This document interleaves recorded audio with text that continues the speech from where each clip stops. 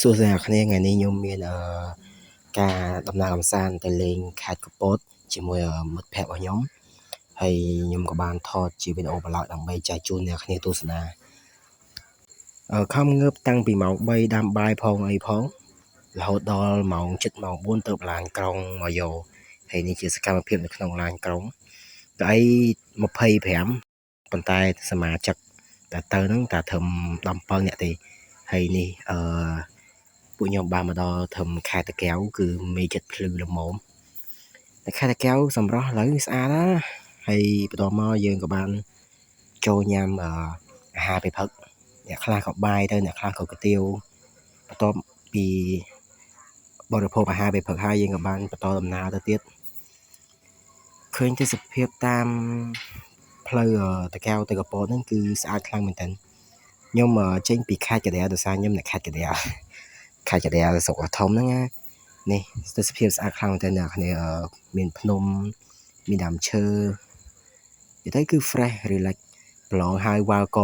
កងទួយអញ្ចឹងក៏ដាក់មកត្រៀមមិត្តភ័ក្តិទៅអញ្ចឹងខ្ញុំចង់អ្នកគ្នាគយគន់លើទេសភាពអញ្ចឹងហើយវីដេអូនេះធ្វើឡើងដើម្បីចែករំលែកភាពសប្បាយរីករាយពីក្នុងប្លុកនេះឲ្យអ្នកគ្នាបានទស្សនាកំសាន្តនៅផ្ទះផងដែរឥឡូវយើងបានមកដល់ខេត្តទីរួមខេត្តកំពតហើយឬក៏ក្រុងកំពតអញ្ចឹងខ្ញុំមិនសូវដឹងច្បាស់ដែរគោលដៅទី1របស់ក្រុមរបស់ខ្ញុំគឺទៅលេងនៅសេះសមុទ្រថតរូបលេងនៅសេះសមុទ្រអញ្ចឹងទៅសេះសមុទ្រគឺខ្ញុំជិះកាត់ច្រើនដងហើយប៉ុន្តែត្រឹមតែលើកនេះទេខ្ញុំបានចុះមកថតរូបលេងអញ្ចឹងណា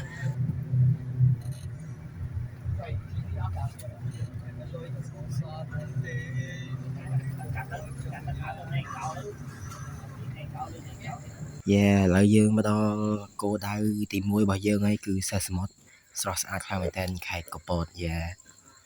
favorite តែម្ដងសម្រស់ឥឡូវគឺស្អាតមែនទែនការអភិវឌ្ឍគឺជឿនលឿនស្អាតហើយពួកខ្ញុំក៏បានថតរូបលេងទុកជាអនុស្សាវរីយ៍ជាមួយនឹងសេះសមុទ្រហ្នឹងផងដែរ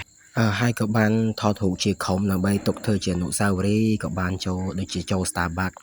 ទិញកាហ្វេផឹកដែមកាហ្វេកន្លែងហ្នឹងឆ្ងាញ់ខ្លាំងមែនទែន Starbucks គឺឆ្ងាញ់មែនទែនយើងអត់មានជាវីដេអូទេខ្ញុំមានធំជារូបថតទេដោយសារខ្ញុំអត់បានថតហើយនេះជាសកម្មភាពដែលចេញពីសេះសមុទ្រទៅកាន់គោលដៅមួយទៀតណាមើលមុខម្ចាស់អាហារមើលមុខធីរស្រីអីអាហារនេះដៃអត់ចេះស្ងៀមហ្មងសក់បើមិនប៉ះសក់ទេប៉ះមុខអញ្ចឹងមកមុខជាឡើងមុនណាហើយប៉ះទៀតដែរបន្តមកយើងក៏បានមកដល់គោលដៅទី2គឺជារមណីយដ្ឋានដងទេពួកខ្ញុំក៏បានមួយជីទូកកាយ៉ាក់លេងហើយម្លងពេលជីទូកកាយ៉ាក់ហ្នឹងគឺសប្បាយមែនតើអ្នកគ្នាមេឃក្តៅមិនមែនជាបញ្ហាទេក៏ដូចជាបានមួយទឹកថតរូបជុំគ្នាដូចជាខ្ញុំបាននិយាយថាខ្ញុំអត់បានថតវីដេអូទេបានធ្វើថតរូបជាស្លឹកដោយសារតែខ្ញុំចង់លំហែកាយដែរចឹងទៅបន្តមកយើងក៏បានទៅគោលដៅទី3គឺជាផ្សារក្តាមនៅកែបដើម្បីទិញម្ហូបដើម្បីយកទៅញ៉ាំជាមួយបាយនៅអាហារពេលថ្ងៃតរបស់យើងក្នុងពេលទៅដំណើរហ្នឹងគឺម្នាក់គឺរៀកនោមខ្លាំងមែនទែនបនដល់កន្លែងវាបានជូននោមទេនោមចុយម៉ែមកបានកន្លែងនោមចុយទៅអីហ្នឹងឥឡូវហ្នឹងយើងបានមកដល់កែបហើយមិត្តភ័ក្តិរបស់ខ្ញុំមួយចំនួនធំគឺបានទៅទិញម្ហូបចាត់ចែងម្ហូបពេលថ្ងៃត្រង់ប៉ុន្តែខ្ញុំមិនដឹងធ្វើអីខ្ញុំមកមួយមិត្តភ័ក្តិខ្ញុំ2-3នាក់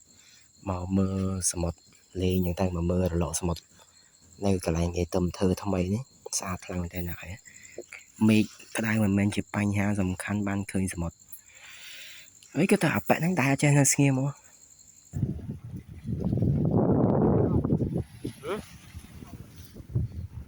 មកបានហើយខ្ញុំធ្វើ vlog បន្ទាប់មកមិត្តភ័ក្តិរបស់ខ្ញុំក៏បានទិញម្ហូបហើយអញ្ចឹងយើងក៏បានធ្វើដំណើរចេញពីផ្សារក្តាមទៅហោកញ្ចុះអង្គុយញ៉ាំបាយថ្ងៃត្រង់និយាយទៅម្ហូបគឺយើងចូលលុយគ្នាដើម្បីទិញហើយបាយគឺយើងដាំរៀងខ្លួនចូលគ្នាឲ្យបានបាយច្រើនហ្នឹងតែដើម្បីញ៉ាំនិយាយទៅយើងមកទិញតែម្ហូបទេបន្ទាប់មកយើងក៏បានហោកញ្ចុះដើម្បីញ៉ាំអាហារពេលថ្ងៃត្រង់របស់យើង កន្លែងនេះខ្ញុំបានថតទេចឹងសូមអធិស្ឋានផងអ្នកគ្នាគាត់តែចង់ប្រាប់ថាបាយថ្ងៃត្រង់នៅកញ្ចុះចិត្តឆ្នេរកែបហ្នឹងគឺ fresh ផងឆ្ងាញ់ផងនិយាយទៅគឺថ្មជីវិតហ្នឹងគឺវាពេញបុកតែម្ដងវាហៀលពេញបុកតែម្ដងបន្ទាប់ពីបាយថ្ងៃត្រង់ហើយយើងក៏បានឡើងមកកាហ្វេខ្សែរ៉កដើម្បីរកកាហ្វេផឹកឬក៏ទ្រីងអីផ្សេងផឹកហ្នឹងទៅហើយនៅលើហ្នឹងគឺទេសភាពស្អាតខ្លាំងតែអ្នកគ្នាបានមើលយ៉ាងគឺឃើញសមុទ្រធំល្វឹងល្វើយស្អាតខ្លាំងមែនតើមកបែរថតឆេះ background ហើយនិយាយទៅស្អាតណាស់គ្នាកាហ្វេខ្សែរ៉កហ្នឹងបានទាំងកាហ្វេឆ្ងាញ់ផឹកហើយទេសភាពស្អាតទៀតហើយដូចខ្ញុំនិយាយចឹងគឺអត់បានថតជាវីដេអូទេបានត្រឹមរូបជាសន្លឹកបន្តិចចឹងទៅបន្ទាប់ពីហ្នឹងមកយើងក៏បានទៅគោលដៅចុងក្រោយរបស់យើងហើយនៅតែអស់ចិត្តទេនៅតែថតដោយសារឃើញទេសភាពស្អាតពេកគឺស្អាតខ្លាំងមែនទែនទេសភាពកន្លែងហ្នឹងហើយសំខាន់កន្លែងហ្នឹងថតអត់ចេះខ្លាយទេណាចុះកម្មបដាចុះកម្មចដាបដាថតបដាទៅអត់ចេះខ្លាចបដាថតឆៅបដា first block អ្នកនរគ្នាអើយធ្វើម៉េច first block តែប៉ុណ្្នឹងឯងហើយធ្វើដំណើរបដាចាក់បទចម្រៀងបដានិយាយទៅគឺឈឿបដាក្រុមពួកខ្ញុំមិត្តភក្តិពួកខ្ញុំគឺមិត្តភក្តិរបស់ខ្ញុំជាមួយនឹងខ្ញុំគឺត្រូវគ្នាដោយសារចូលចិត្តអ្វីដែលជាអ្វីដែលសប្បាយកានកាមេរ៉ាញ៉ៃពេញហ្នឹង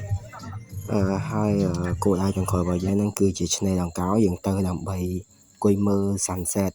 ដល់ពេល sunset ហើយយើងគឺទៅផ្ទះវិញតែម្ដងនិយាយទៅអាប៉ែកហ្នឹងដូចខ្ញុំនិយាយដែរនៅអត់ចេះស្ងៀមទេបើមិនប៉ះសក់ប៉ះមុខហើយអង្គុយហ្នឹងគឺជឿមែនតើណាខ្យល់បក់ស្ដាប់ទឹករលកហើយចាំមើល sunset ទៀតតែគឺជាតិតែម្ដងឲ្យមើលដៃអញហួសចិត្តមួយដៃហ្នឹងមកដូចណាអត់ចេះស្ងៀមសោះវា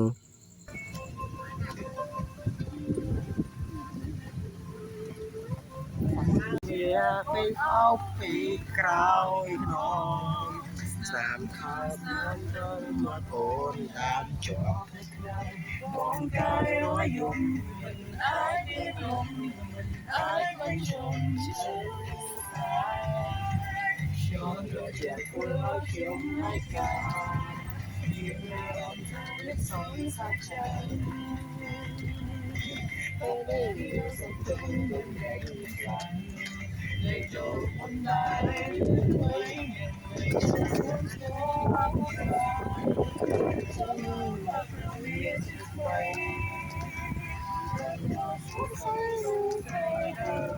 sông sắp bãi tê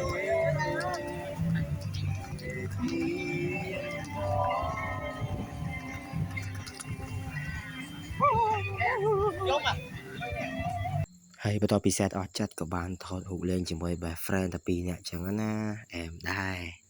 បន្តមក sunset ក៏បានមកដល់ចឹងយើងក៏បានថតរូបទៅហើយក៏ថតរូបជុំគ្នាជាមួយមិត្តភ័ក្តិទុកជាអនុស្សាវរីយ៍ហើយអត់ភ្លេចទេឲ្យមិត្តភ័ក្តិជួយថតរូប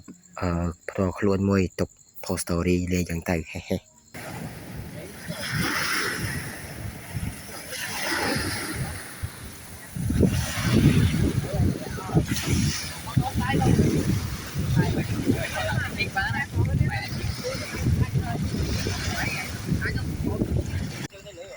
ហើយវីដេអូនេះក៏បានឈានមកដល់ទីបញ្ចប់ដែរហើយអរគុណអ្នកគ្នាសម្រាប់ការតាមដាននិងទស្សនាហើយកុំភ្លេច like share subscribe ផងដាក់សញ្ញាកណ្ដឹងផងដើម្បីទទួលបានវីដេអូប្លុកថ្មីពីខ្ញុំទៀតចឹងទៅហើយ see you guys